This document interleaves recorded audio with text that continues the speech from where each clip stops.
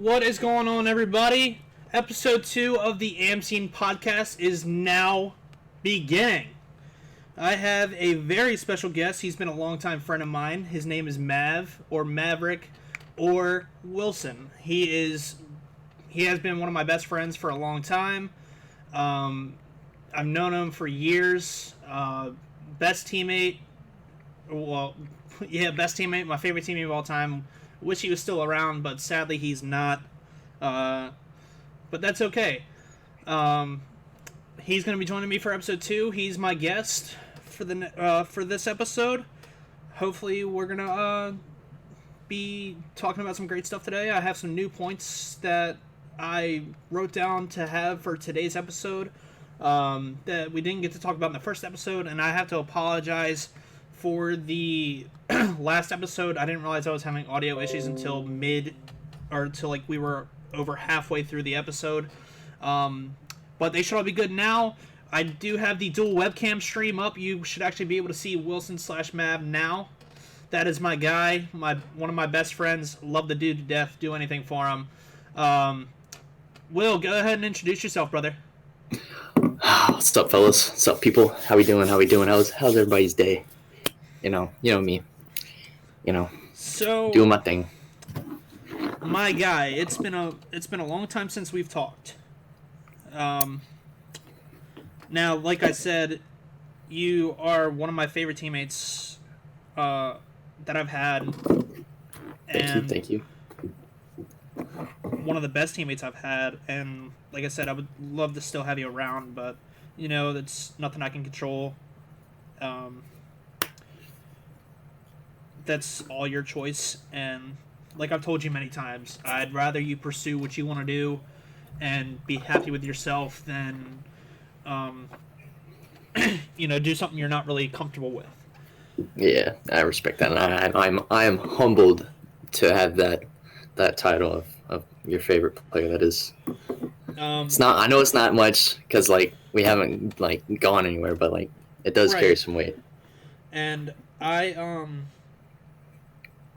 I've told you this. You're basically my brother in arms, and that's never going to change. We've known each other for a long time. I would say going on almost 4 years now. Weren't the best of friends at the start, but we're here now. we actually, I'm not gonna lie, stream. We actually, I would say, we kind of hated each other when we first met, and it's funny. A lot of people that you talk to online, you don't ever think you're ever gonna meet them in person. And when me and Will met in person down in Atlanta, it was like we've known each other for a long, long time. It was like I lived down the street from him and whatnot, even though we were just meeting in person for the first time. And to think about that type of friendship that you can have going from online to meeting one time in person. And the funny thing is, we've only met once in person. But that doesn't matter because we still have the relationship that we've had online, and it just carries over. And like I said, you're one of my best friends, and I appreciate you. And I'm glad to have your friendship, to be honest with you. Hey, man. You know me. So, Will, the whole point of this podcast, if you got into the first episode at all, is to talk about the AMScene and esports, mainly Call of Duty esports. But if you don't want to talk about Call of Duty esports, that's perfectly fine. But whatever esport you're comfortable with. But I'm sure you're going to go with Call of Duty esports because that's what you know and that's what you've been in. That was what I was born and bred in. Yes, sir. But yeah, so we are. So, like I said, the whole main point of this podcast is to talk about the AMScene and, your opinions of it, what you think it could do to be better, how do you think it's, how, or your opinions of it from how it was to how it is now, and anything you would say to, like, any opinions you would have to make it to where pros can become, or amps can become pros a lot easier than how it is now. I honestly want to just address the behavior and like how all these players interact with each other, like outside and inside the game. It seems like everybody just hates everybody. But like if you look at it like a different like professional / amateur, whatever, like you look at football and you're like, these dudes don't hate each other outside of the sport. Like in real life, they're like, they'll come up each other, they'll dap each other up, bro. And I'm sitting here and I'm like, yeah, I get it. After each game, after each match, whoever wins the series, you know, they say, you know, good game. But after that, like you hit to Twitter and you're, you know, blasting somebody because they egoed you, and you're just like, either accept the loss and be like, okay, I lost, you're good, or and keep going, or like, and I see that a lot. Like I've seen a lot of these amateur events where these kids, they're very young talent, and they recognize that, and they have the support behind them, and I don't think they're taught to be humble about like actually being like good, and like, because everybody knows the Call of Duty scene and the Call of Duty community is being toxic, and it really is. It is a very toxic place. That's what drove me out, because it's toxic. Everybody's toxic. Everybody hates you. Everybody just wants to be better than you, and now they're just gonna ego themselves to be even better than you.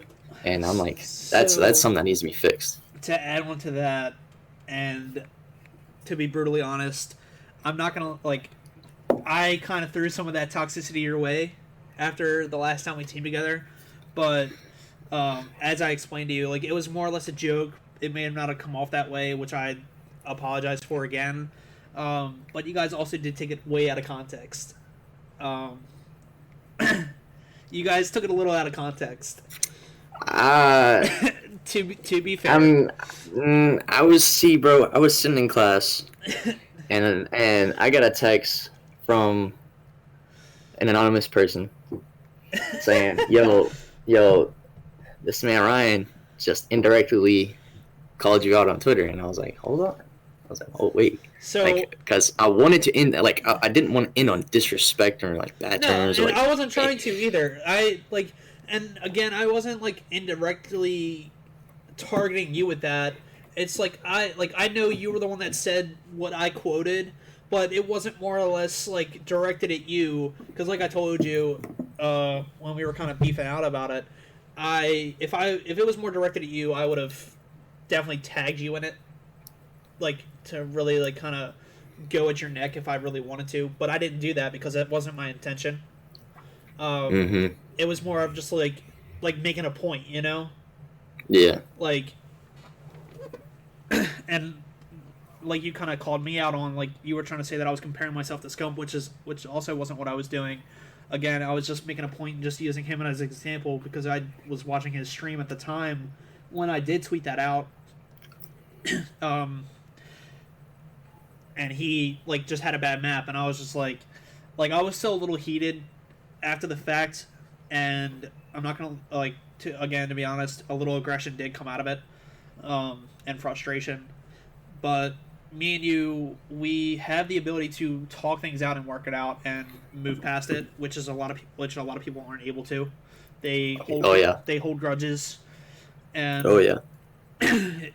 it's sad. Like, you should be mature enough to kind of let stupid things go and whatnot. When it's time to let it go. So a lot of the things that we talked about on the last episode was that or AMP players like don't really have it too easy to make it to pro, like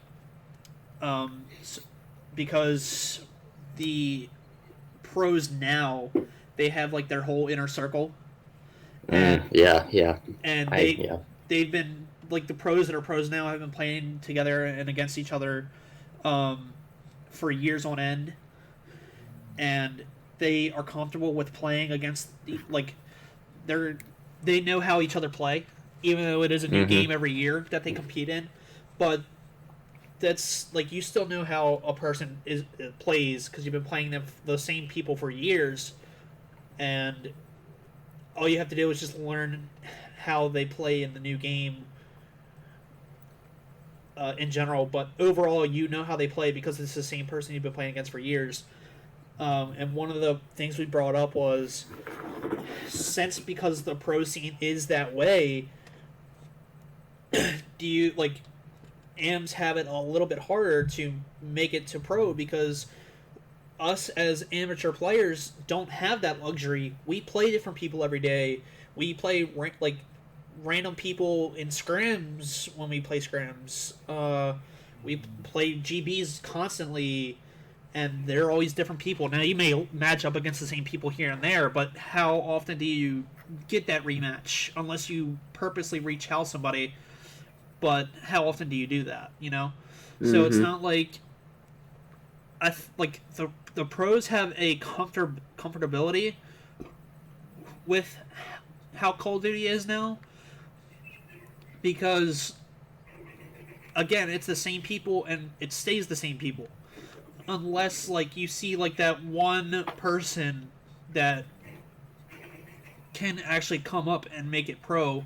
Um, like for Simp example, it took him and Simp and Illy. It took them years grinding out S&D tourneys and S&D wagers and stuff like that to even get moved up. Now, granted, they probably weren't 18 at the time, but still, like it just shows like it takes these people years to move up, and it sucks because, um, like why should it take this long? It doesn't need to take this long. Like if you know you have the skill, it should be a lot easier to move up. Now, granted, Call of Duty is not like professional sports to where you can just go play through high school, play through college, and then just get drafted. It's not like that. Mm-hmm. Now, I feel like granted, Call of Duty is growing. Don't get me wrong, but I feel like it should be easier for AMs to move up into the pro scene. Um, Examples of that: certain AM players that know they have the skill and have the proof to back it up, like clips and stuff like that of really really nasty plays. Like, do you think AM players that do that should be tagging in pro players to kind of have them have a chance to look at it to get more recognition? Oh yeah, 100%, 100%. I think it's a two-way street on like adjusting the difficulty to get into the professional scene.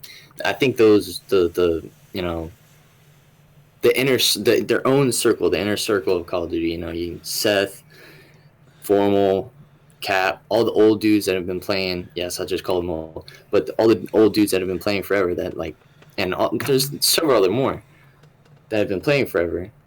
They need to be a little bit more open to the young talent that's available. That's what E Right. United did, and look Like what it got them. that's one thing we talked about. E United had the cadet team and they brought up Simp.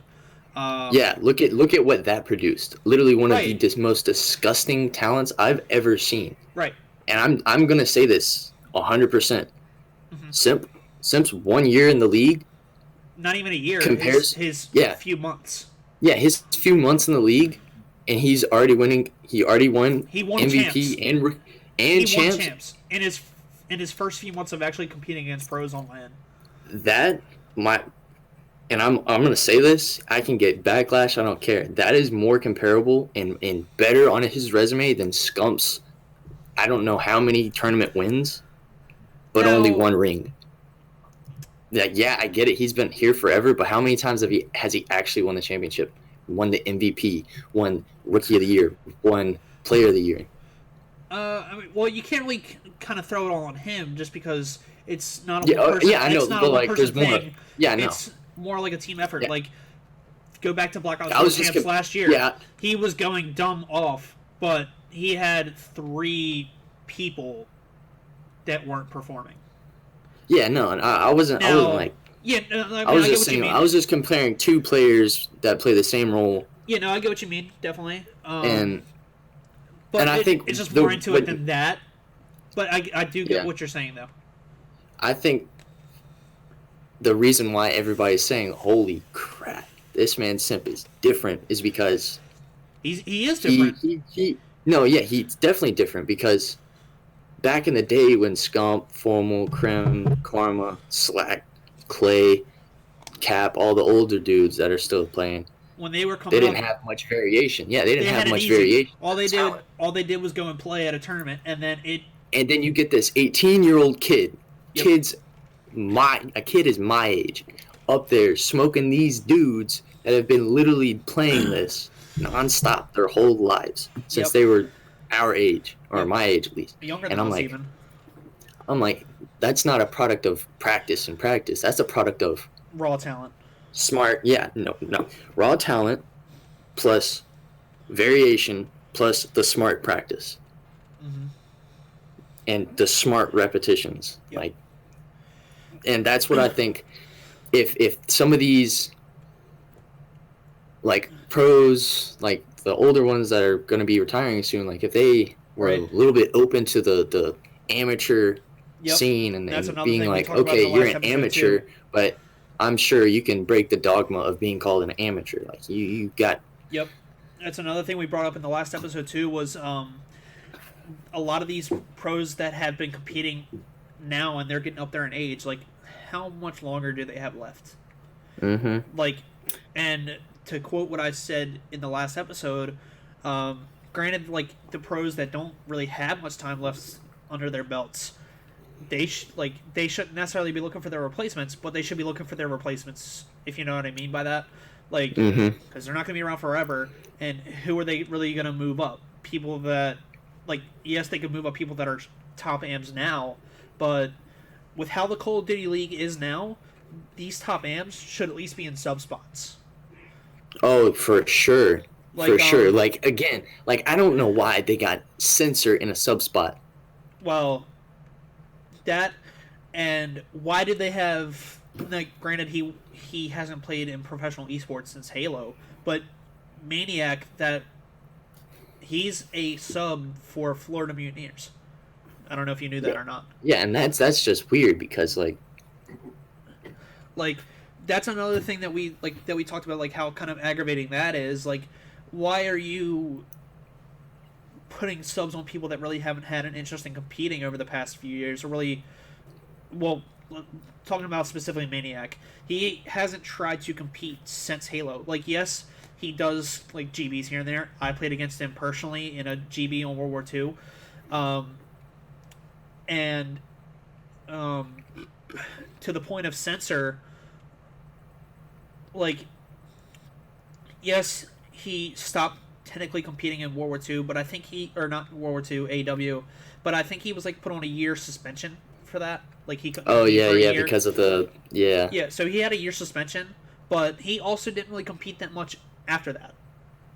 Like, he took a break. Now, granted, is he trying to come back and make a name for himself again? Sure. Is it going to happen? Probably not. And then same thing with Embos. Embos hasn't competed since AW as well, and hasn't really, from what I've seen on Twitter, shown interest in competing. Now all of a sudden, just because he knows, or he's been around, or he's been a pro before, and he knows most of the pros, well, pretty much all the pros now, he gets a sub spot. Like, that doesn't really make sense. Like, don't get me wrong, Embos has skill. He's great at S&D. He knows how to handle himself in respawn. But does that deserve him a spot as a sub? I don't think so. Mm-mm. Like, just because you were known before and were doing stuff before doesn't mean you should really kind of be doing it now. Because if you really wanted to do what you're trying to do now, you would have kept up with it and stayed doing it instead of stopping. Yeah. And like they're giving some guy that hasn't been playing but has a name, has a following, who hasn't played in years, instead of giving a guaranteed $50,000 spot for doing absolutely nothing. Yeah, but you have some kid working his balls off to get into the league, that to get a chance. Has more talent than the pros that are on sub spots. Exactly. And I'm like, It doesn't make sense. That's a little bit. It's honestly part owner, part player, and part professional league. Just it's a three-way just triangle of. Right. I'm trying to find the word here because it's more like a triangle of. It's basically just a continuous loop. Yeah, that's what it is. It's just the same thing every year. It's like repetitive. You don't see it's rare to see someone new. Right. And that's when Simp came in and he was just doing this crap like just craziness. Yep. Like but to us everybody else playing like that's not pros. We're all just amateurs. We're all just like every day and put every blood, sweat, and tear and second into going pro. Like it's just it's kind of like an unfairity. It really is. Yeah, but then and you see Simp and you're just like, dang, dude, mad respect for him because, you know, he finally got his chance. He came up in the same environment, same community that we did, and he's up there, has a contract. That honestly, I respect Simp more than I do what do you call it? Like attach or anything like that. Like right. they and a lot of these players like take Faceno for example. Like he knew when to kind of call it quits. Like does he have the talent to probably still compete? Yeah, sure. Now like just because like you are a pro in Call of Duty and you've been playing for years, like and you kind of need to make a living for yourself. I get you want to stay a pro and stay competing because of that factor. But if you're not really staying in top shape and you're getting blown out in tournaments and all that, like, and you haven't been doing it in years. Let me just like at JCap. Like, don't you think it should be time to be like, okay, maybe I really don't have it anymore? Let me just add JCap right there. Like, yeah, he's still there. Like, yeah, okay, yeah, he's still Cap. Like, everybody knows him as Cap. Yep. He's but, like, last year, man got consistently smoked.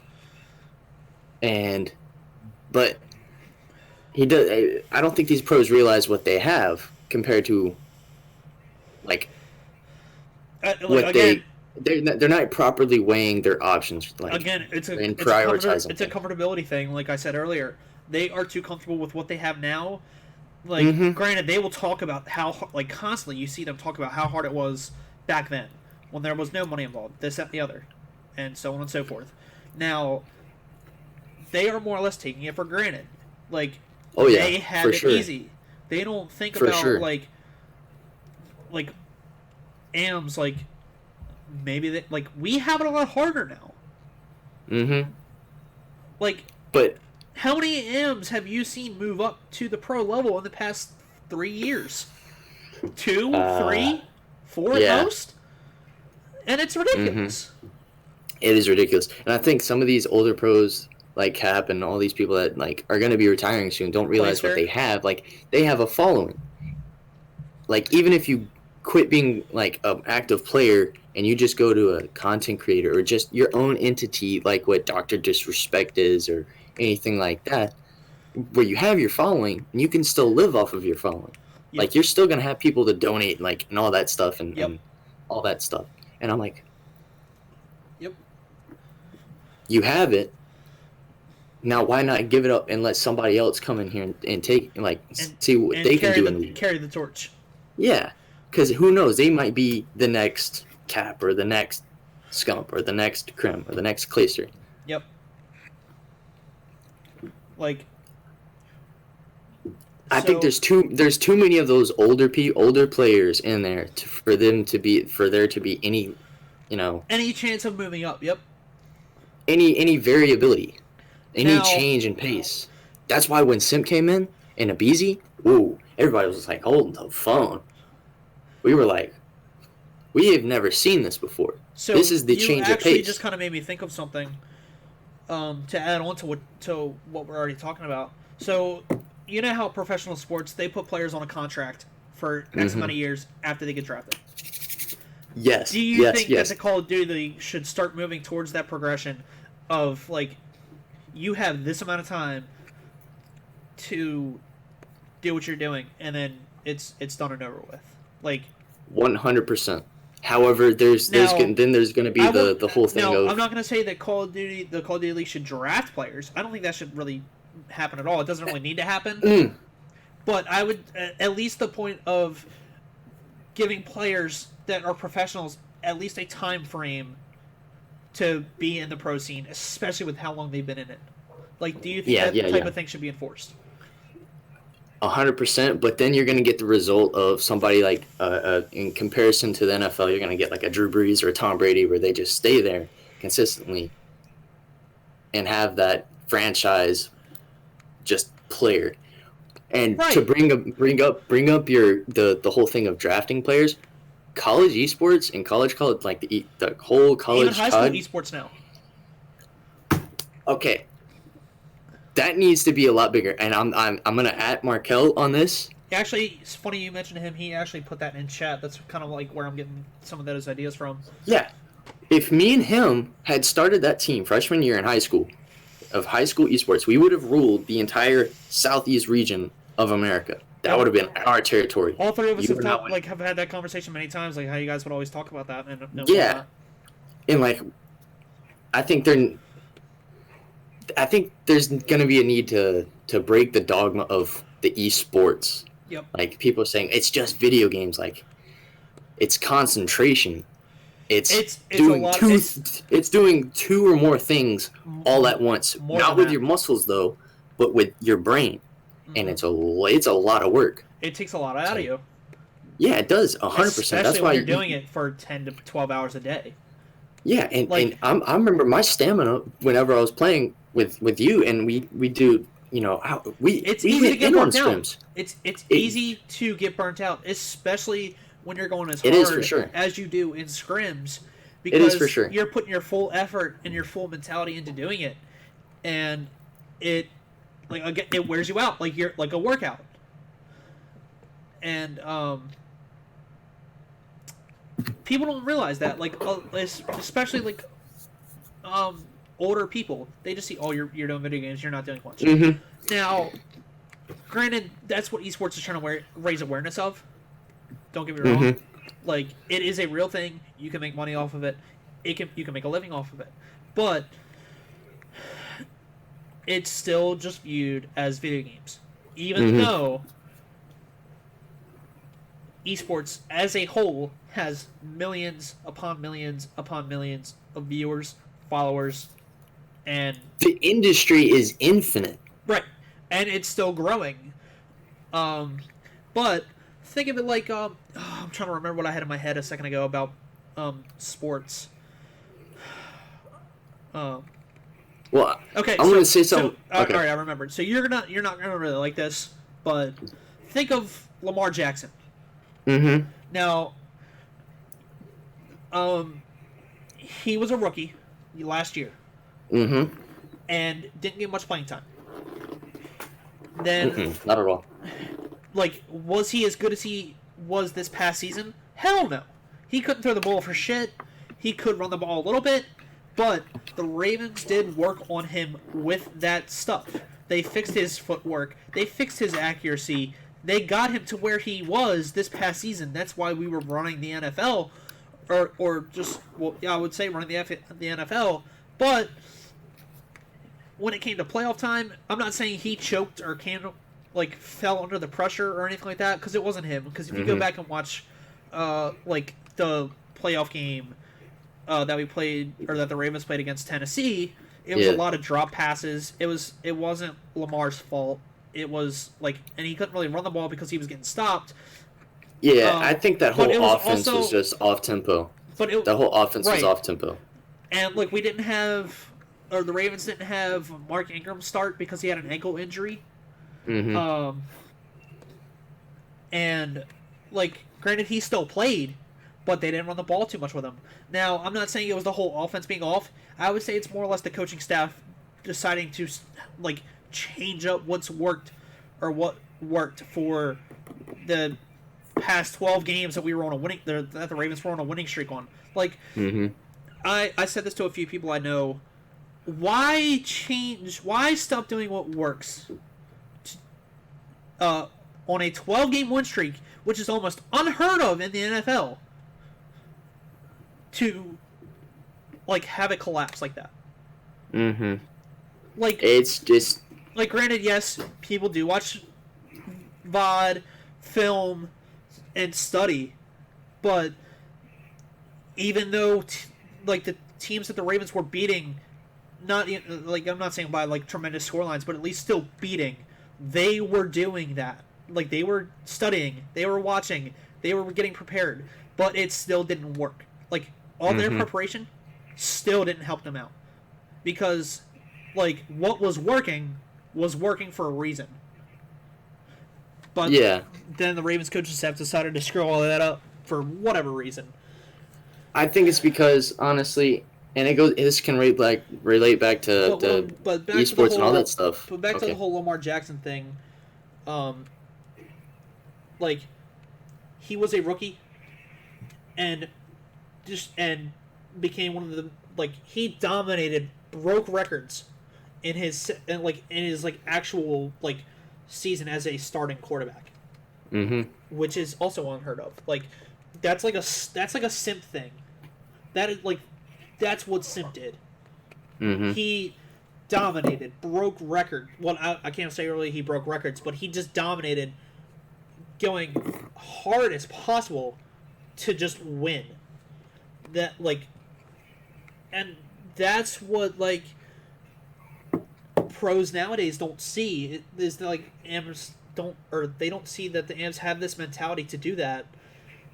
Granted, the pros can say they have that mentality, but they're not putting forth the results. Yeah, I 100% agree with that. And honestly, I'm gonna add that Simp's composure compared to everybody else's, and Simp's ability it's unmatched. Since he's but it's the reason it goes back to that variation of having to clutch and be able to think against different people consistently. Yep. Not the same people every year. You know they're gonna play this way. You know they're gonna play that way. Yep. You know these pros, they discover a movement that makes them run faster. Next thing you know, it's a pattern. Yeah, and then next thing you know, they abuse it. Whereas you get in here with some of these people in the AM scene, not many people abuse it like that. They don't. Some people just say, "Stuff it. It's not worth my time. I'm gonna just use my skill." I can learn I can. But some people can't learn that. Yeah. And I think that's what separates that's why I think Simp is the best player in the CDL right now, because he's able to use all of the tactics that he learned back in the AM scene to absolutely just change the whole pace and change the definition of a SMG player. And for the longest, Scump was the definition of an SMG player. No. And then Sim comes in and he's just like, hold the phone, let me just. Now how you do it. I'm gonna throw you for a loop here. Okay. Do you think that this whole Simp and Abizi stuff would have came to fruition if COD didn't change to 5v5? Yeah. Do you think we would even be talking about Simp if COD stayed 4v4? For sure. Okay. Some Hastro, Hex, somebody would have seen that and would have been like, ooh. Okay. Because I know Hex's tactic. It's that if it ain't broke, don't fix it. Yep. And he tried. You go back to IW. The optics started having problems. Then they just all of a sudden just said, I just want to win. They won champs. Then they hit World War II, and everybody's just and they start sucking, and everybody's just like, whoa, what the heck is this? Well, and so Hex is the same thing. There's also other factors in that, but they didn't have good scrims. Scump was like halfway across the world and was lagging in scrims, and they weren't practicing, and they were also getting fed up with each other. So it was like a lot of like stuff that happened behind the scenes that we didn't see. But it's overall, still they did kind of like what the fuck? Like this isn't the optic we're used to seeing, which is fair and understandable. And so then Hex was the same thing. Like even though he knew the same situation, he was just like, "Whoa, what the heck? It's my system is breaking now," and that's why he got methods and Octane, and then all of a sudden they do okay, and then they're going right back. They do a little bit better, and then they go right back to where they were, and you're just like, well, they didn't. Okay, that was just a panic call. Do you think that optic roster with Octane, Methods, Crim, and Scump would have done a lot better if they had more time to kind of get their teamwork and chemistry together? Because for a good, I would say 75% of that World War II season, it was Formal, Crim, Karma, and Scump. And then for that last 30%, it was 2 new players. Now, granted, they did okay for what they did. Don't get me wrong. Now, do you think they could have been a lot better if they had more time to kind of get used to each other and whatever else? They would have been if Octane had remained what he was in Black Ops 4 on that optic. If he was the same Octane from 100 Thieves during Black Ops 4, but on optic. Well, I mean, he was that same Octane. Yeah. Don't get me wrong. Yeah. I would have been like, that was the wrong call of kicking him. I'm gonna be 100%. No, he didn't get kicked. I can understand. Well, that was a bad choice on him. That was a horrible choice. Now, granted, Scump and Kern were used to teaming with 2 other people that they teamed with for 2 years prior. So I guess it's kind of hard to adjust last minute. But besides that, do you think we would even be talking about Envoy now, or Brack even, or Celium, if COD didn't change to 5v5? Not just saying Samp and Abizi, but some of these amps that are pros, or some of the pros that are most recently pro players, do you think they would be talked about in the pro scene if COD stayed 4v4?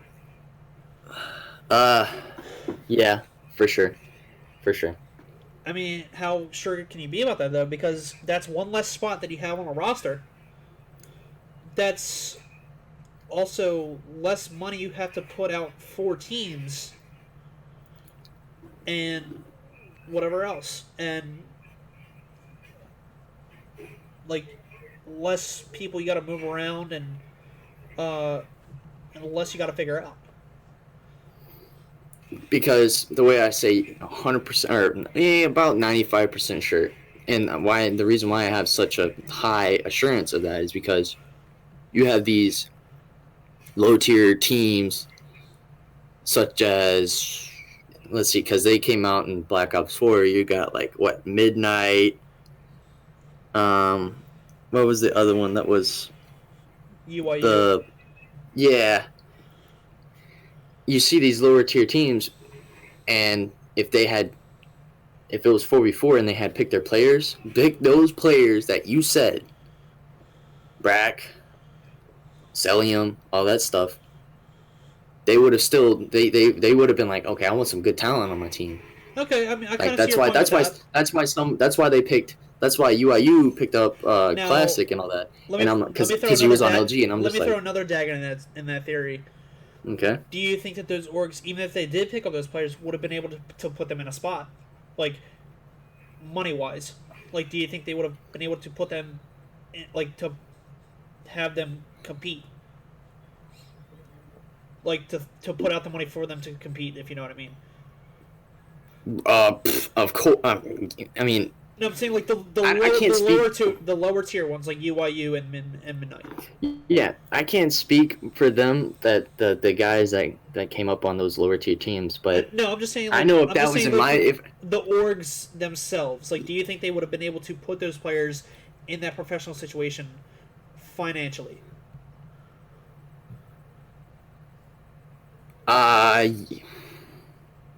It's a two-parter answer. Yes, That's the first part.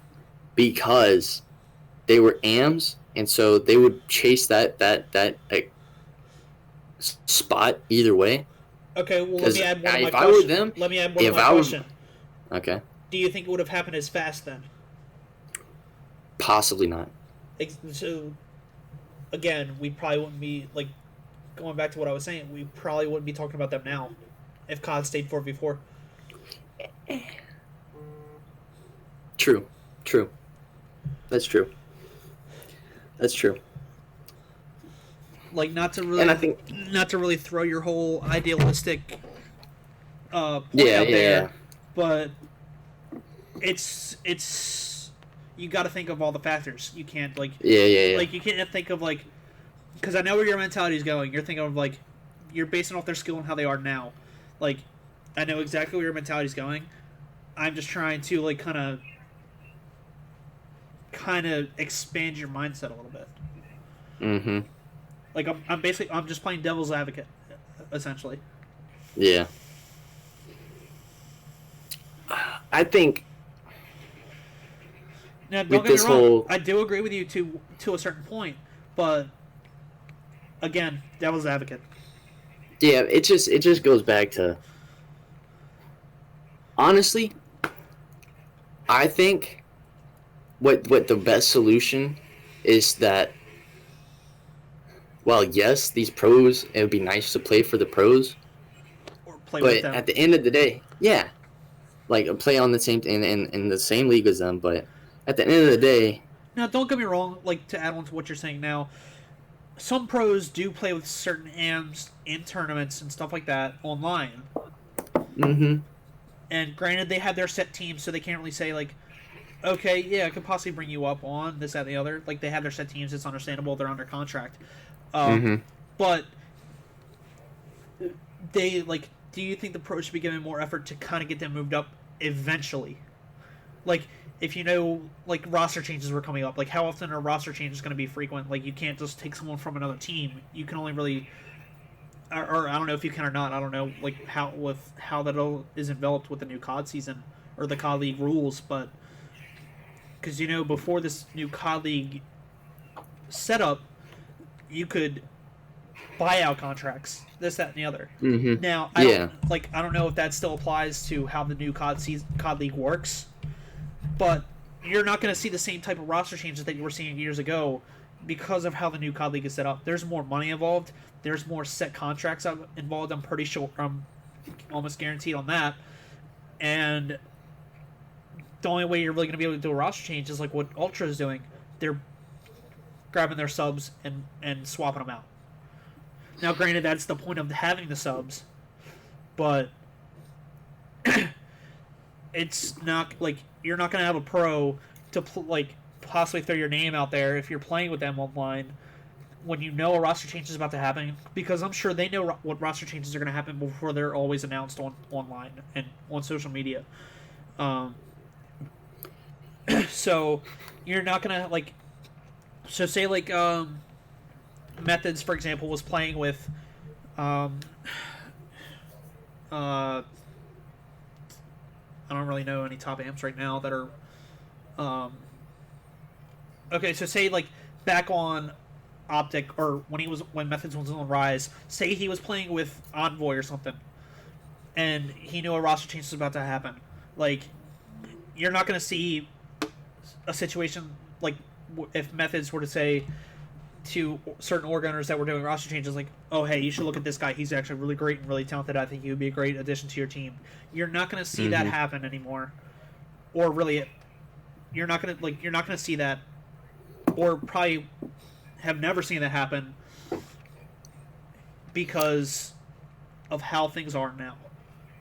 I think solving this whole pro and the AM situation is we all know that the whole CDL, it's a very lucrative business. You have rappers investing, you have athletes investing, you have literal NFL owners investing. Yep. You can't tell me this league has a lot of capital in it. Yep. That's why it was also $35 million to buy a spot this year. That's why I think the CEO of the whole CDL, whoever it is, should,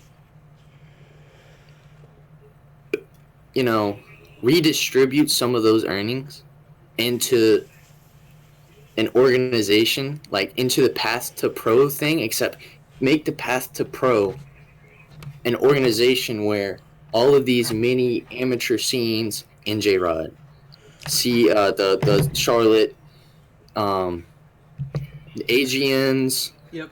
the Texas COD, Florida COD, West Coast, all these like really small ones, put them into their own entity of amateur organization to where the prize money is a little bit bigger. Yep. And a little bit more sustainable for these players that are trying to get like obtain money through this, because like there's a lot of there's a lot of good players out there. So I don't know anybody's name, but I know they're out there, and I think they should just make a. So I'm glad you brought that up, because I agree with you 100% on that. Like, that is a great idea, and hopefully one day it can be enforced or become a thing. Like, now, granted, the path to pro is set for AMs to kind of have an easier way to move up, but how really are they going to be moved up? Like, could they get a sub spot? Sure. Are there still sub spots open on most teams? Absolutely. I think like the only two teams that have full sub spot or full 10-man rosters are Paris Legion. If not, I'm not 100% on them, but I know Ultra is 100%. Ultra is like the only team I know for a fact that has a full 10-man roster. Now, question is, do these teams have the ability to release players? I don't know. Probably, because I don't know how it all is working. It's totally different. It's not like how it was last year and the years prior. But the thing is, there's more AMs than there are pros. Yeah. It's multiplied by I think the ratio. I think the ratio of amateur to pro is easily 1,000 to 1, dude. And easily. Another thing to add on is, pros, I believe, are pros, in my opinion, are kind of greedy with what they with their position and what they got. They abuse that title of being a pro. That's why, whenever the game just starts being, ridiculous and they don't like it, they whine about it. And guess who that affects? All of us. And we all gotta just be like, come on, man. You can't really say that, they whine about it. They want it to be better for them. Well, for the whole competitive scene. To be fair, who knows more about competitive COD than the actual players themselves? Definitely not the people that make the rules. They just go and look at what's okay, and it takes that's why the pros have to do gentlemen's agreements, because if something's too broken, actually, gentlemen's agreements, it's a hit or miss topic. Yes, stuff is easily broken OP, and it takes a long time for developers to actually get their eyes on it and fix it, because there's also other stuff that they prioritize to fix over than what the pros are saying to try to fix. And don't get me wrong, yes, I love the pros for doing that, saying okay, this needs to be fixed and this should be fixed, because they are the voice of the common player and stuff like that. Because they're the ones that have the following, like you said, they get the more recognition, and the developers kind of listen to more on what needs to be fixed. But going back to the GA thing, GAs are hit or miss. Yes, if something is brokenly OP, you don't want it used, that's all fine and dandy. But if another team wants to use it because of it that way, you shouldn't say one person shouldn't be saying none of us should use this. Granted, dudes, some teams do agree with each other on it not being used, which is all fine. Don't get that's that's okay. If you don't want to use it, don't want to use it. But if so the perfect example of this is the Rampart last year. The Rampart was ridiculously broken. It was GA'd. Luminosity used it and won a tournament. Like, if a team wants to use it, go ahead and use it. Like, if it's something that can help you win, use it and win. If you don't like it being used because it's too broken and another team is beating you with it, then learn how to use it and beat that other team with it. Like, Yep. Like, they needed the. It's just they need to stray away from having one set gun for one role, another set gun for another role. Like that just doesn't add variation. At that point, to an extent, you can't really say that because, like, again, it goes back to the developers making the game. Like, you want to use the best gun. If one gun is the best gun and it's better than the rest, then you're going to use that one gun. You know, you're not going to use other guns. That's true. Even though there is multiple guns in that category, if you're going to use the best gun in that category, then you're going to use the best gun in that category. That's why there's a meta. It's kind of compared to that, it's kind of like sports equipment. You want to use the best of the best. You don't like. You see what I'm getting at? Yeah. I see. Like, you want to use what you like and what gives you the best edge. So you kind of can't really say that's true. You can't really say like it doesn't have variation because it doesn't need to. Like, yes, don't get me wrong, variation is a great thing, but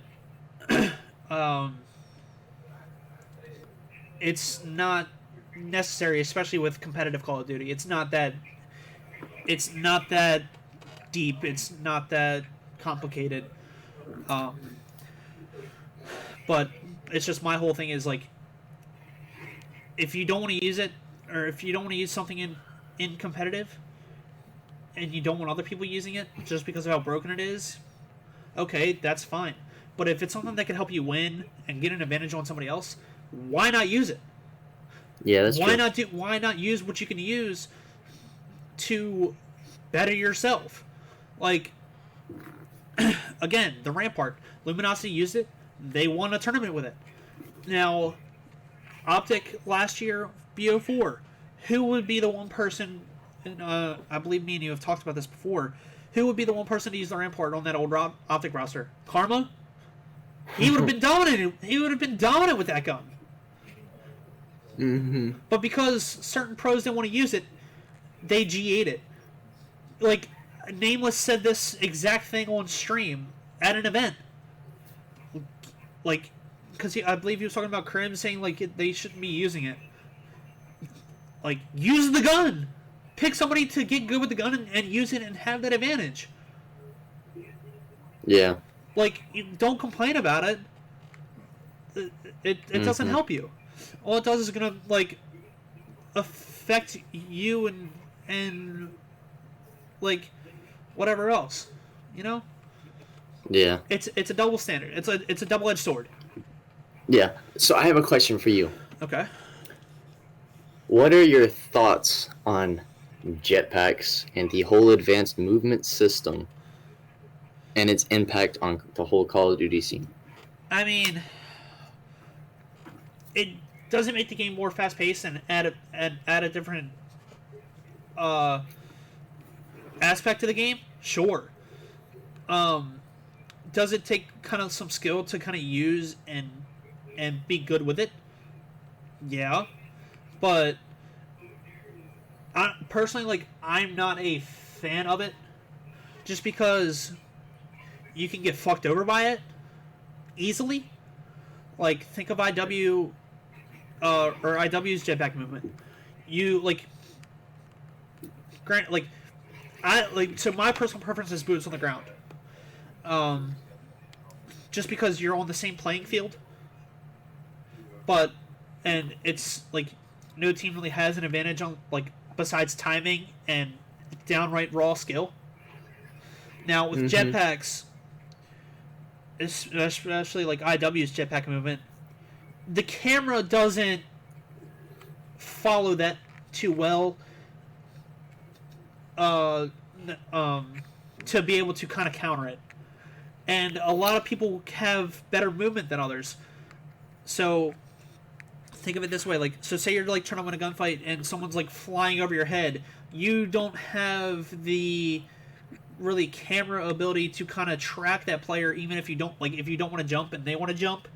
You don't have the camera ability to do that because there's split seconds to where, like, yes, you can kind of like turn around and look and strafe at the same time to kind of keep that camera angle, but there's like a split second, especially like there's like a split second where you're not going to see that person on your camera, or have the camera track them, or have the aim assist track them, because of how fast it is. Like the camera can't keep up, the aim assist can't keep up, and you also got to think like the hitboxes, they're not consistent.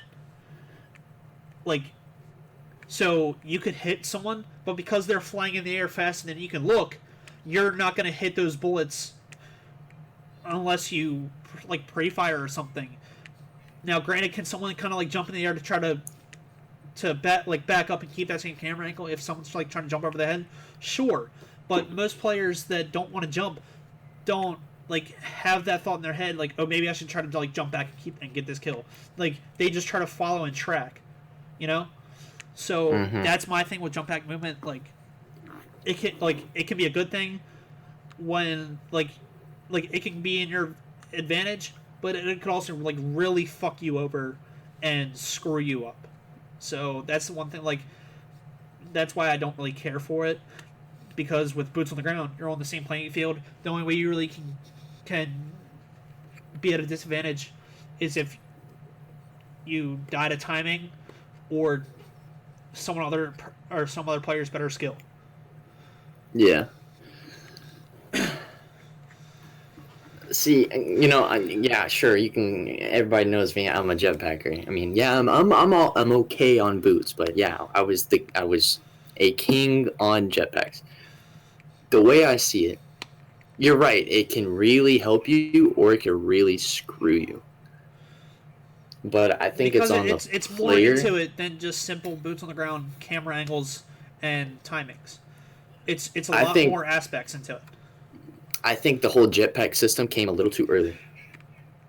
So, I mean, I agree with you. I do too. It came way too early in the whole competitive Call of Duty, professional Call of Duty, all that stuff. Because you look at all these other established esports. What's it? CS, Overwatch, Titanfall, Rainbow Six Siege. And I'm gonna say this. But just like that's a futuristic game. I'm gonna expand on Rainbow Six Siege. Every season they add new elements to the game. They add a new player.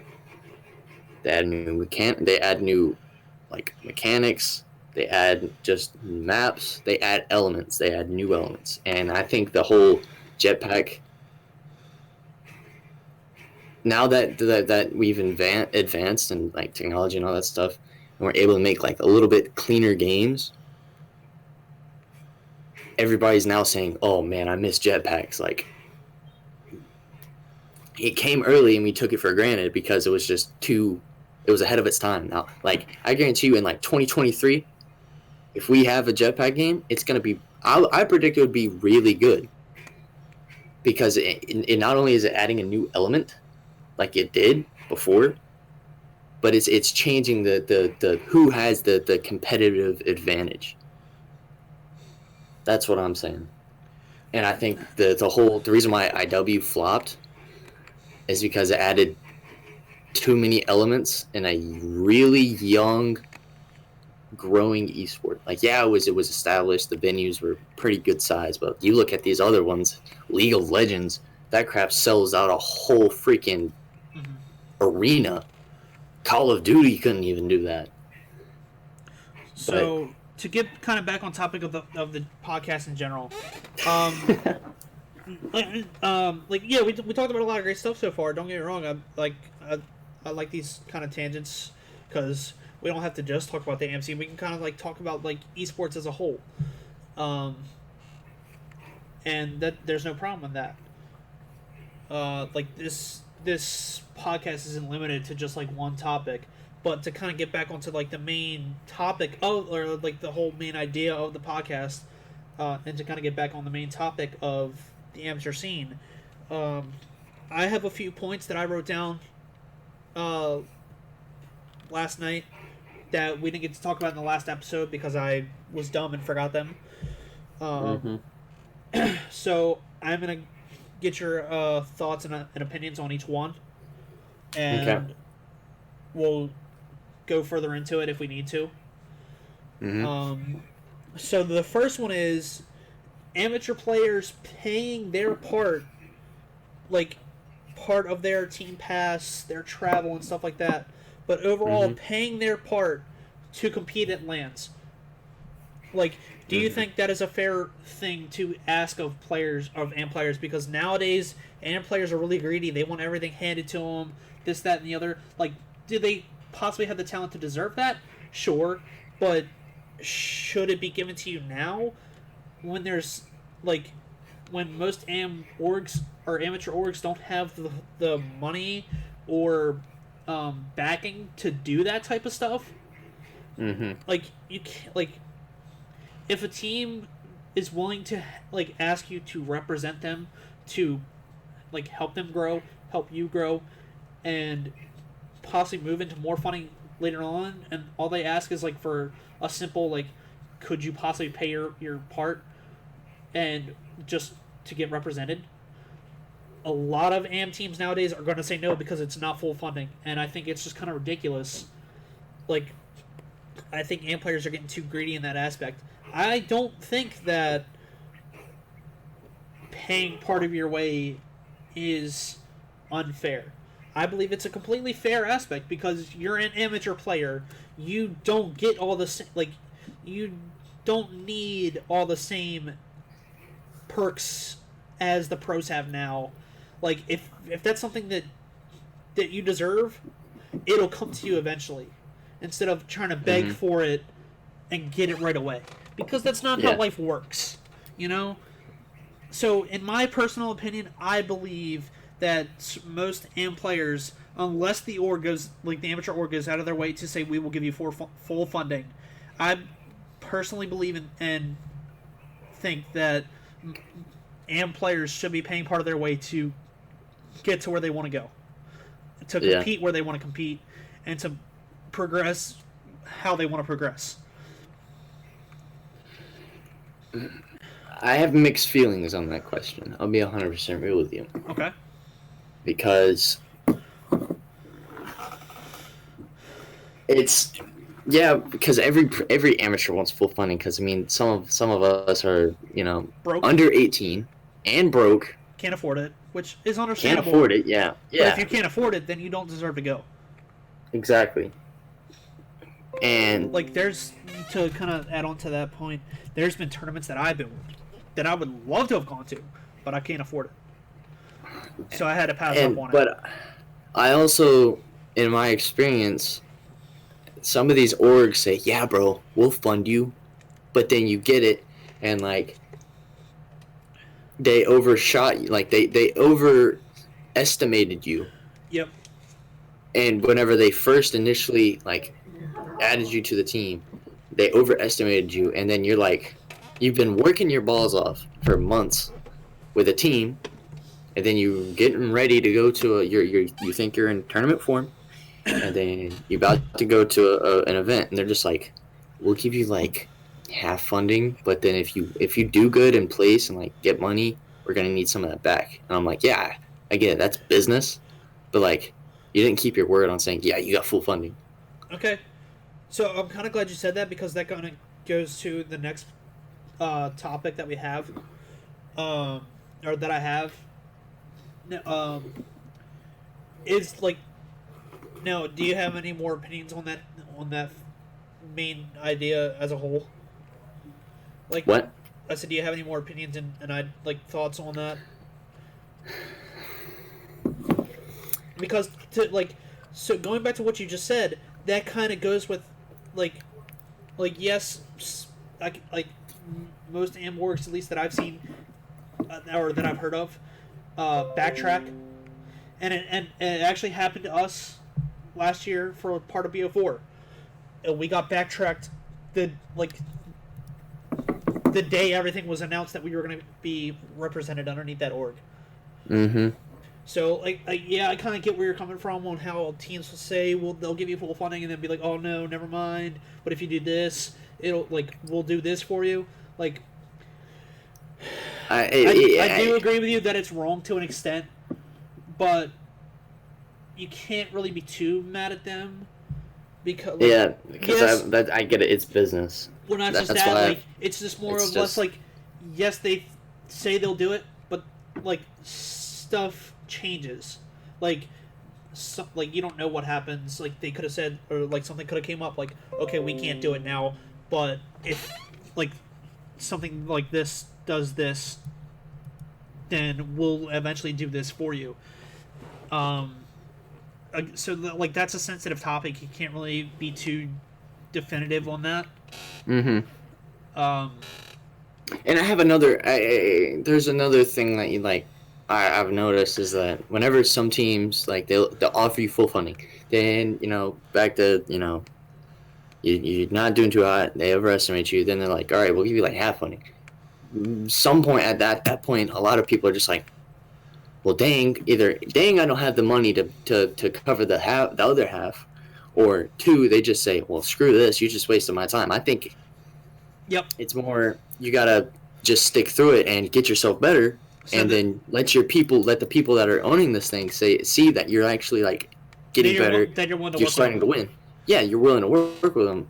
So that's another thing we talked about in the last episode is like what you just said, like players that say like, oh, this is a waste of my time. I don't want to do this anymore. Like they again they just want what they want, and when they can't get it, they will beg and plead and try to get somebody to give it to them until it happens, and instead of like working for it.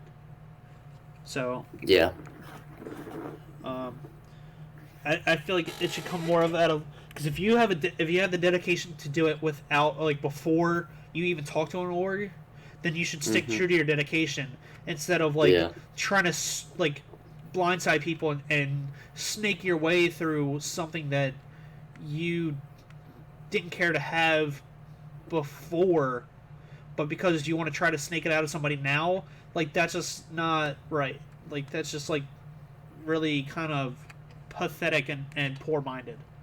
Yeah, I 100% agree. 100% agree. Because it just shows bad character. Like. Oh yeah, for sure.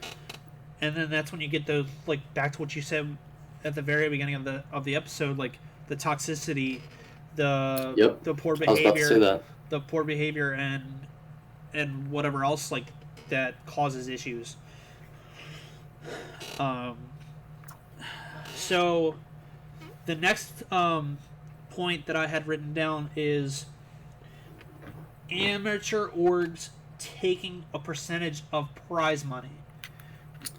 Now, do you like? Do you know who Saul Garza is on Twitter? Yeah, I think I know who you're talking about. He's the guy like that did that Twitter live video about Aspire recently. Yeah. And he owns Three Kings Gaming or the like that organization. Yeah. Okay, so you know who I'm talking about. Mm-hmm. So I've seen him talk about this. Well, not really seen and stuck with, but like I've just seen bits and pieces of him talking about this in tweets and stuff like that, of him talking about amateur orgs taking percentages of prize money, or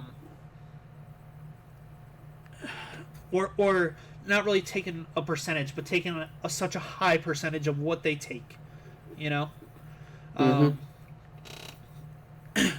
Because personally, if I went to a LAN and I won all that money, I don't want anybody taking part of it from me. But on the outside looking in of that, if I'm like representing an org and they want to keep me and I want to keep representing them, yes, I'm okay. Like, and we come to an agreement, I'm okay with them possibly taking a small percentage that is fair and reasonable to have equity starting to build into that organization or that amateur organization to start putting out full funding for events. Like that. I 100% agree. So do you think like because at least with what I believe, if I'm right, I believe with Aspire, like they were, from what I heard and saw, were in like $200,000 in debt almost, Jeez. and like they weren't paying people. And then they transferred ownership. Like they transferred ownership, and the most recent owner had to take over all that debt and deal with all those issues. Now, to add on to that point, do you, like, and this is another thing we talked about in the last episode, do you think these amateur orgs should be looking to send players and saying that they'll give them this, like, this, that, and the other without being fully prepared to do it? Do I think they should or they like, can? That they should be doing it, like, kind of false promises, like you said earlier. Like saying that they'll do this, and this, and then it never comes. Kind of like what happened with Red Reserve last year. Yeah. Like that type of false promises. Like, okay, we'll do this for you, this for you, this for you, and you never see it. Yep. Yep.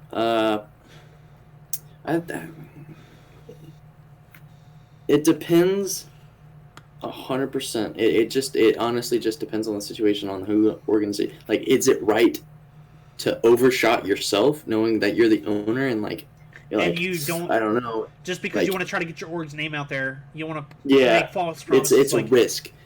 Yeah, they're taking that risk, and like, sure, do you think they should be doing it without full knowing that it's going to pay off? Definitely not. But I'm not a good business person, so I can't, like. I mean, a lot of these amateur owners aren't either. Yep, obviously by being $200K in debt, but like. So I'm not 200. I'm not 100% sure if it was 200K. Well, a lot of money in debt. Mm-hmm. And yeah, I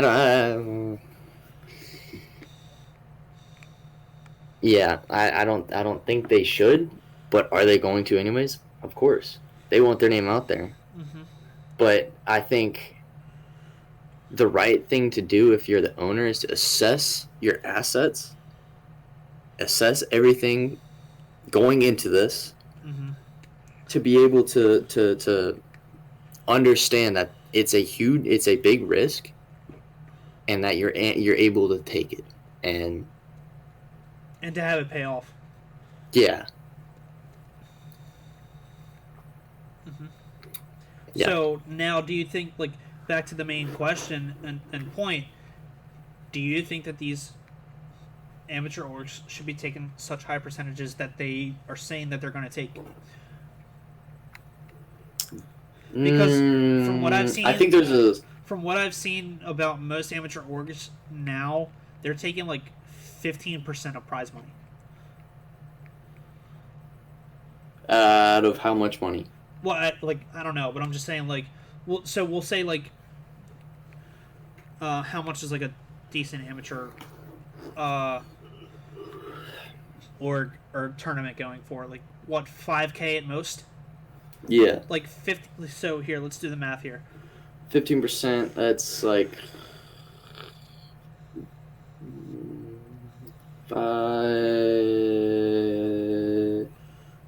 like 550, 525. That's $750 that's taken out of your prize money, divided up. So $5,000 divided into 4 or 5 parts. That's $1,000 going your way. Now, if an amateur orgs, so say me, you, and 3 other people went to compete at a local LAN that was for 5K and won it, and the org that we represent, whatever, says they're going to take 15% of that prize money. So that's $1,000 coming to everybody. Mm-hmm. Guess how much 15% is taken off of that? That's going to be like $750. 15% of 500? 5,000. Oh, 5,000. My bad. Yeah, yeah, yeah. That's No, $700. That's $750 coming out of $5,000 that an org is saying that they're going to keep out of your prize money that you went and won. I mean, So, here. there are some So, organizations that are willing to take 50. that's what I'm saying. Like, do you think like these amateur orgs should be taking such high percentages when they barely Definitely put not. anything out to kind of get that money back? Definitely not. But Or I at least, do you think think they should be they're taking it they're out? gonna want to make money. Right. So, again, or to add on, do you think that they should be at least taking a fair, like, an exact percentage that gets them their money back? At least. Yeah. Yes. And then, like, I would say, like, maybe, like, $100 or $200 more than what they put out. Oh yeah, for sure. So, let's see. Um, so, 5,000 minus 750. Whoops. 5,000 minus $750 is $4,250. Now, 4,250 divided by 4. That is $1,062.05. Well, let's just say 162, like $1,000 and 62, 100,000 words, 100 or What? $1,062. So $1,062 coming out of a $5,000 payout for winning a local event. Like, do you think that's fair that an org owner is taking a good percentage of that? Uh, no, it's not all right. It's never all right to take the money from the people that are actually doing the load. But at the end of the day, like if you look at a business and you treat it like a business,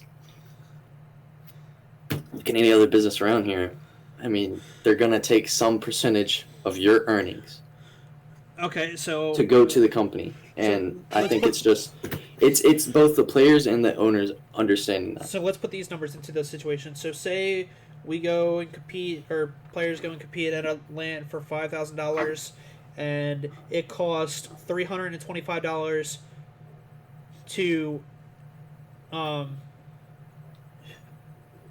pay for the team pass, right? Mm-hmm. So that comes out to $4,675. Now, let's say they take whatever that percentage would be to like whatever percentage they would take to get that exact amount back.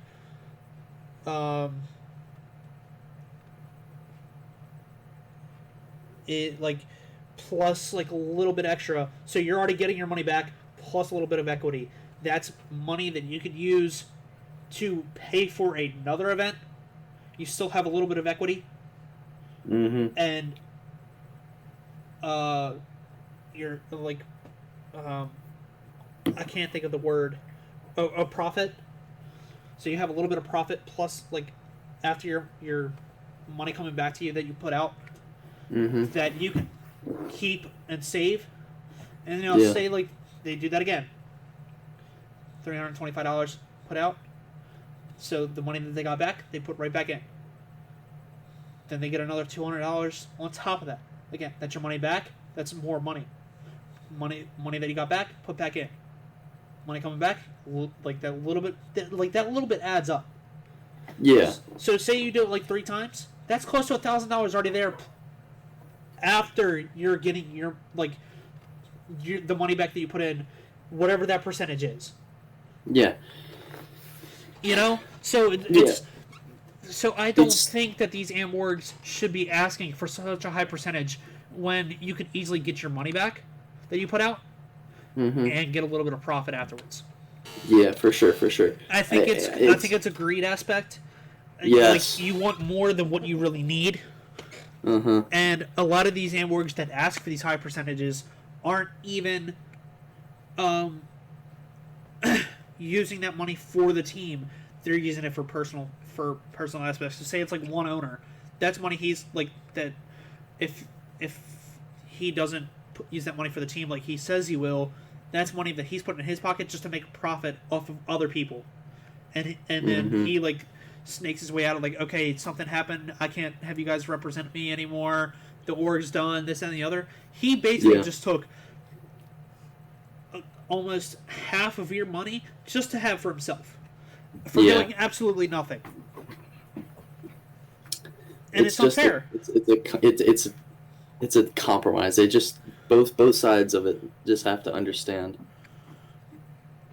and that's just the base of it, honestly. Okay. And the last point that I had written down was, what do you think of AMP players like that were getting recognition? Like I don't know if you remember him, Beezy. Yep. From like that was yeah, I remember. Yeah, so like you don't hear from him anymore or hear of him anymore. And Jet Li from that old Midnight roster and early BO4.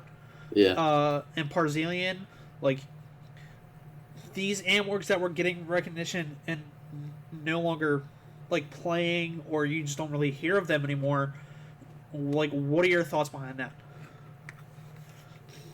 Like, do you think it should, like, should go back to the pros, kind of giving them more of a chance to keep their recognition and to get more recognition, or like granted, you could also like stuff also comes up in life. Like life can get to, you. Like Robbie B, for example. Like he was competing in the AM scene for years, and then out of nowhere, when he was kind of getting on, like starting to really progress, he's like, "I'm done." He threw in the towel, called it quits. Like granted, life can catch up to you. Stuff can happen to where you can't put that effort in anymore. But yeah. Do you think it should be more on the pros to kind of keep that recognition going and that drive going? Because like you can easily get burnt out. Like if you're competing for or trying to go pro for as long as most AMs do, like it could take years. It could not even happen. But to put in all that effort and it's like to not pay off, like if you're not seeing results, then what's the point anymore? You know, like do you think it should be up to the pros to kind of really start helping produce those results? Even if they don't move up to the pro scene right away, but like just to keep their names alive. Yeah, for sure. 100%. And I think there needs to be a little bit more interaction between the AM scene and the professional scene with these professional players. Yeah, with these professional players, because they're the pros. They're representative of, look, you're gonna work hard, and when you work hard, you're gonna get here. But that's not always the case because they're not willing to really quit and give up, and know when necessarily quit, but like just to kind of like share the limelight and share the spotlight. Yeah. See what else is out there.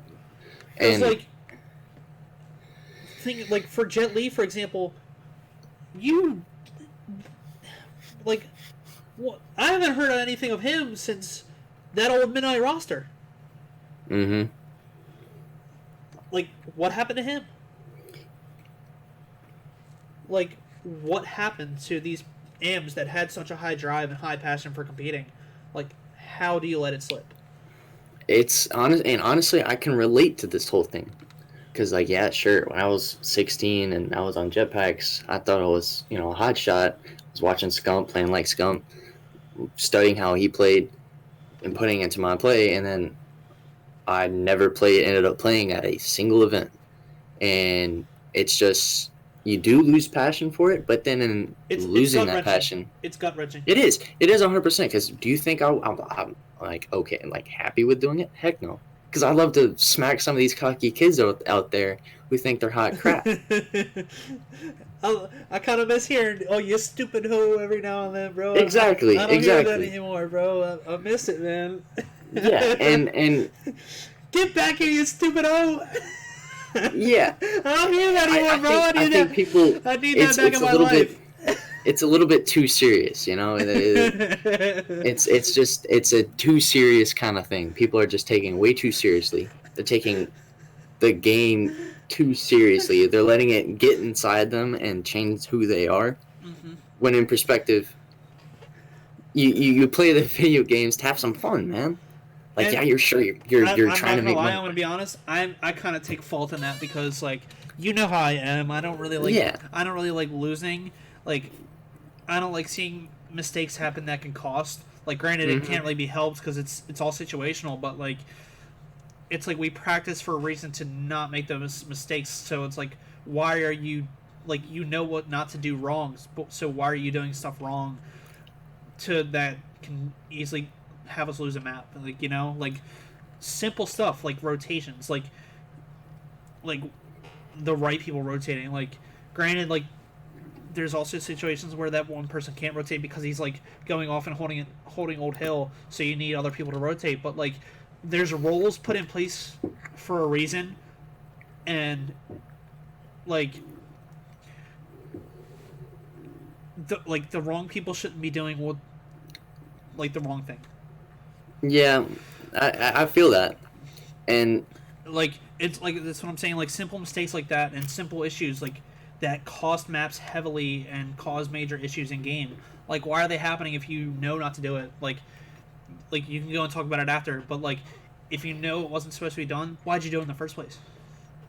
Yeah, and I think people are a little too critical sometimes, in this whole amateur and / professional scene. Like, yeah, sure, you're trying to make money or you are making money, but like, you're doing it so you can make money.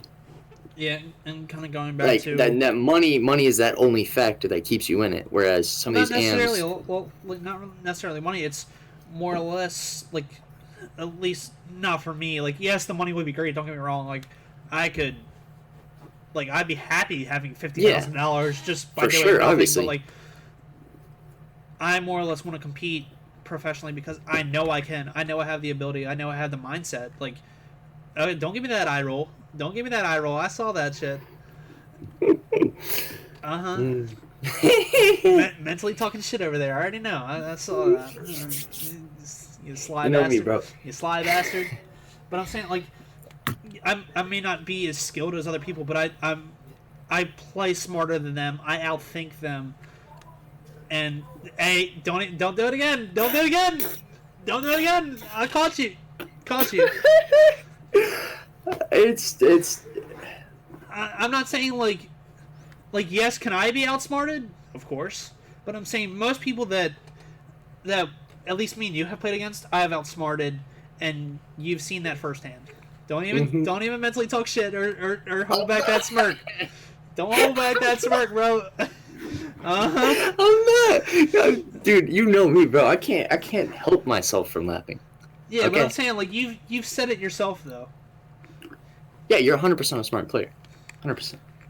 But what I'm saying is, like, am I the smartest by far? Hell no. I'm just saying, like, I'm smart. Like, I outthink and outsmart most people that I play. You sly bastard. I'm just agreeing. You sly bastard, bro. Your expression says it all. I'm agreeing with you. Yeah, verbally you're agreeing with me, but mentally you're like, yeah, right, my ass, and this, that, and the other. I know you, bro. Alright, back to all seriousness, though. Yeah, I think the pros just need to be a little bit more of better, like, representation of having fun with it. Well, no, not necessarily the pros, like the AMs, like. Yeah, they need to understand, like, it's so, like, don't all get me fun wrong, games. Like, don't pros, get so stressed about it. Like, that's why there's such a high loss of passion for it. People just don't have fun anymore. That too, but how much can you really have fun with it if you're not, like, progressing? Like, you kind of see it as a waste of time. Like, yeah, you can have fun with it all you want, but if you're not seeing any results out of it, like, how far is fun gonna get you?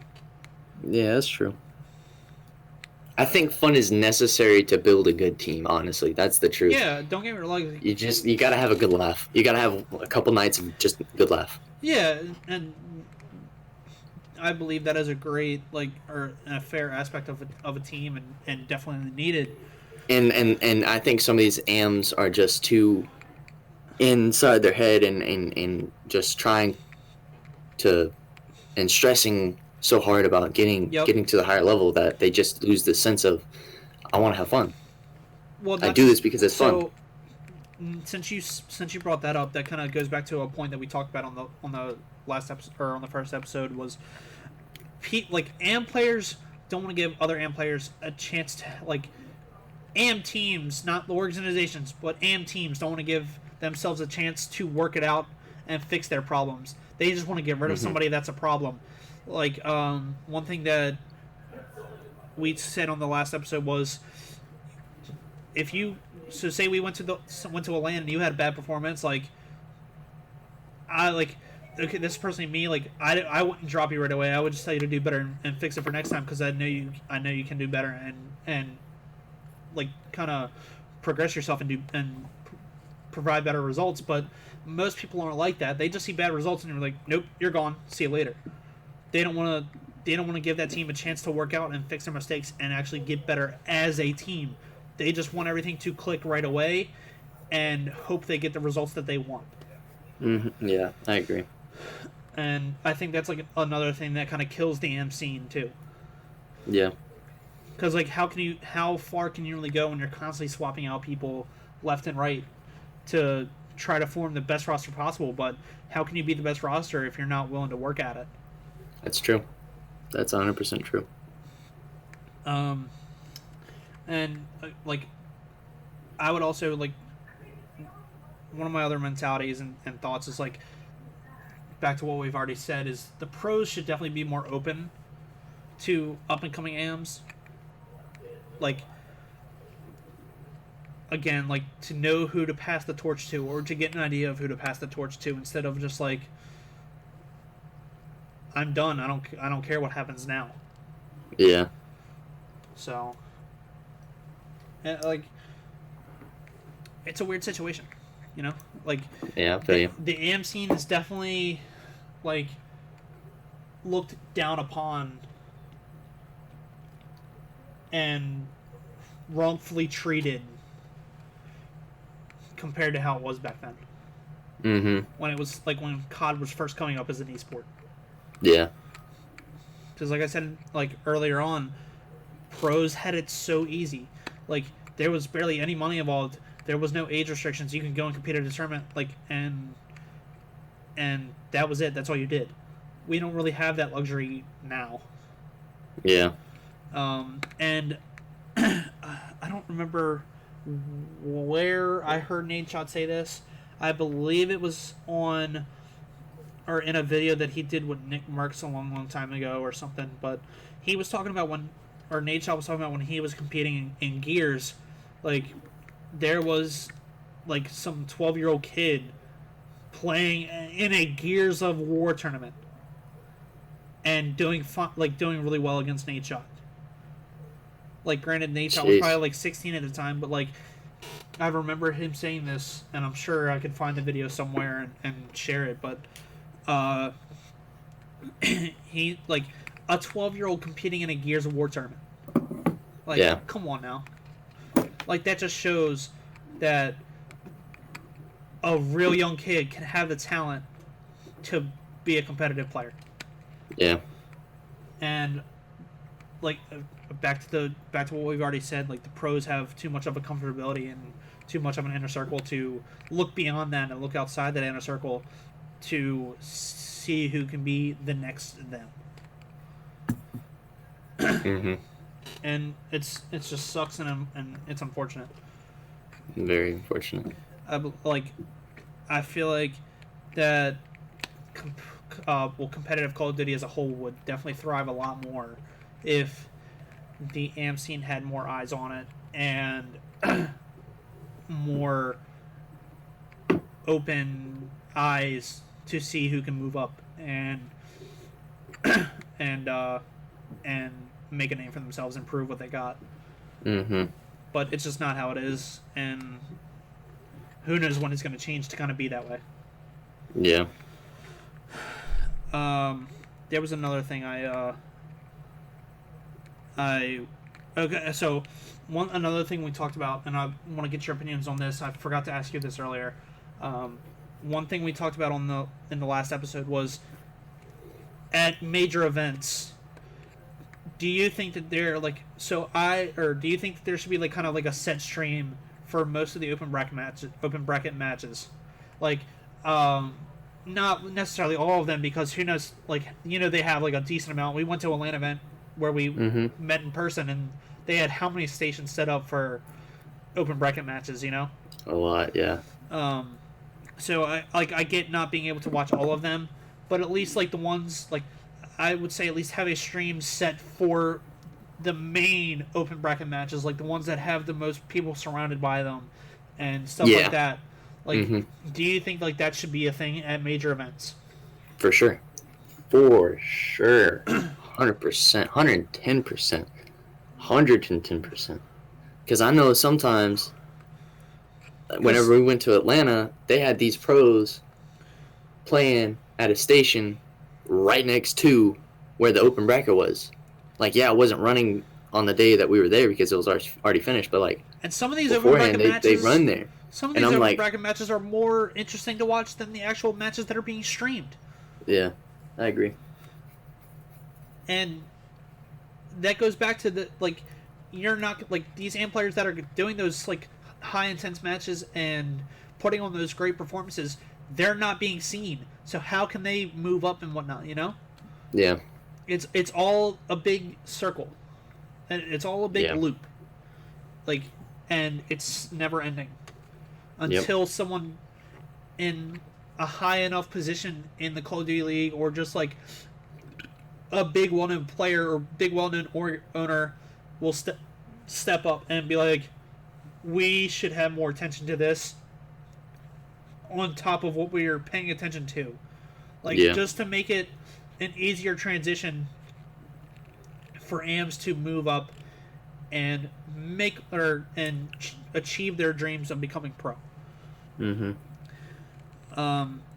Last and final point that I at least have in my head that I also wanted to get your opinions on is, how back in at least Black Ops 3, like this is the only COD I remember doing it, but at least back in Black Ops 3, when open bracket teams, when they progressed far enough into the open bracket, they would get placed into pool play. Do you think, even with how the COD League is now, do you think that they should have kept doing that and should be doing that for certain AM wards and AM teams and AM players to get more of a chance to play against the pros on LAN? Because I haven't seen that happen since Black Ops 3. Like, they did that back in IW. Well, I'm just saying, like, back in that era. Yeah. I personally haven't seen it like since around that time of amateur orgs getting the chance to play in open bracket or play in pool play. Like, are they going to win pool play? Who knows? They could. Yeah. But did it really happen? Not too much. But at least it's the opportunity to be seen and get heard of, and get noticed and become heard of.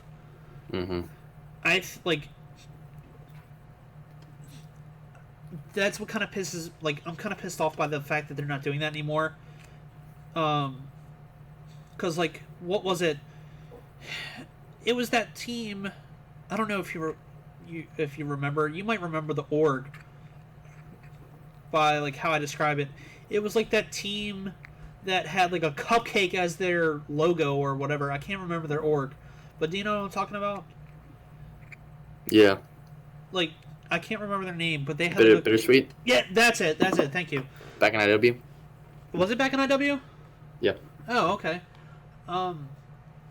That was the old Ghost game. That was before they became Ghost Gaming. Right, but what I'm saying is, like... No, I think you are right on that, but what I'm saying is, like, some of those players were doing pretty well when they got into pool play. Like, going, like, you know how Singularity is, like, or won the last open bracket tournament? Yeah. Like, that org was an org that competed at Champs last year in Black Ops 4. And they had one player that really made it, like, that really went off on stream, and that was Cammy. And, like, good for him, he's on Ultra now. But, like, it wasn't just him that like, granted, an opportunity came his way and he took it, Don't get me wrong, all the power to him. I believe he did what he thought was best for himself, but, like, did he put on a great performance for himself? Yes. But he was also mainly putting on a great performance for his team in order to win. Yeah. Like, I just think more attention should be given to the whole team instead of more or less just one person. Mm-hmm. Like, granted, that one person could be, like, a star player and whatever else, but he could just be a star player for that one event. Which, I mean, it's how it is. Mm-hmm. Do you have any closing opinions or thoughts or anything to finish out the episode today? Not really, no. Because I pretty much said everything I wanted to say, so yeah. Okay, cool. Well, Will, I'm glad you were able to join me for this episode of the podcast. I would have liked to have had you for the first episode like we tried to plan, but that didn't obviously work out. Thankful for thank you guys for tuning into the podcast. Unfortunately, my dumb self forgot to hit the record button, so I'm going to try to get the rebroadcast from Twitch to upload it to YouTube in case you guys missed anything, to be able to go back and watch and get some of the thoughts and mindsets on everything we talked about today. So I'm going to, after this is done and closed out, I'm going to go ahead and try to figure that out. But thank you guys for tuning in, those of you that did. Hopefully you guys enjoyed today's episode of the podcast. The next episode I don't know when the next episode will be. I gotta try to figure out a guest for that one. Will, thank you again for joining me. Yes, sir. Glad to have one of my best friends that I've known for a while join me on this podcast and put out such a great episode. Hopefully, of course. Hopefully you had a good time. Yes, sir. Of course. Hopefully you were you liked everything we talked about and did today. Oh yeah, for sure. If you possibly wanted to go back, Will, and watch this, I'm going to try to get it on YouTube. Or if you just wanted to kind of get this out and get more awareness for the podcast, thank you for joining me. I'm glad you were able to be here. Yes, sir. Grateful for your friendship. You've been one of my best friends for years, and I hope it can continue and move forward. Hope you have a great rest of your night, my friend. Good luck with all your endeavors in life, and hopefully life is good to you, my friend. You too, buddy. All right, buddy. Guys. Thank you guys for tuning in today's episode. Hope you guys see you guys in the next one. And peace.